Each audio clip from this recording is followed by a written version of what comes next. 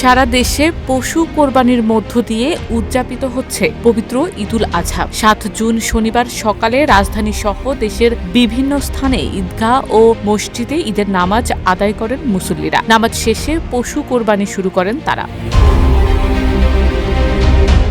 সকাল 7:30টায় জাতীয় ঈদগাহ ময়দানে ঈদুল আজহার প্রধান জামাত অনুষ্ঠিত হয়।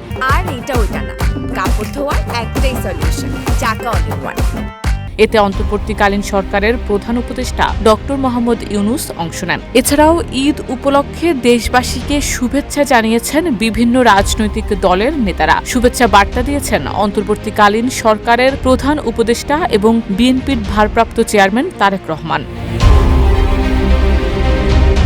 ঈদুল আজহা উপলক্ষে মুসলিম সম্প্রদায় হযরত ইব্রাহিম আলাইহিওয়াসাল্লামের আত্মত্যাগ ও আনুগত্য স্মরণ করে পশু কোরবানি দেন। ধর্মীয় বিশ্বাস অনুযায়ী আল্লাহর আদেশে হযরত ইব্রাহিম আলাইহিওয়াসাল্লাম তার পুত্র ইসমাইল আলাইহিওয়াসাল্লামকে কোরবানি দিতে উদ্যত হলে আল্লাহর হুকুমে ইসমাইলের পরিবর্তে একটি দুম্বা কোরবানি হয়। শরীয়তের বিধান অনুযায়ী ঈদের দিন সহ পরবর্তী 2 দিন অর্থাৎ সোমবার আসরের নামাজ পর্যন্ত কোরবানি করা যাবে। সামর্থ্যবানদের জন্য কোরবানি করা ওয়াজিব। কোরবানির মাংসের 1/3 গরিবদের মাঝে, 1/3 আত্মীয়দের এবং বাকি অংশ নিজের পরিবারের জন্য সংরক্ষিত থাকে। এদিকে ঈদ উপলক্ষে গত 5 জুন থেকে শুরু হয়েছে সরকারি ছুটি। সরকারি চাকরিজীবীরা 14 জুন পর্যন্ত টানা 10 দিনের ছুটি উপভোগ করছেন।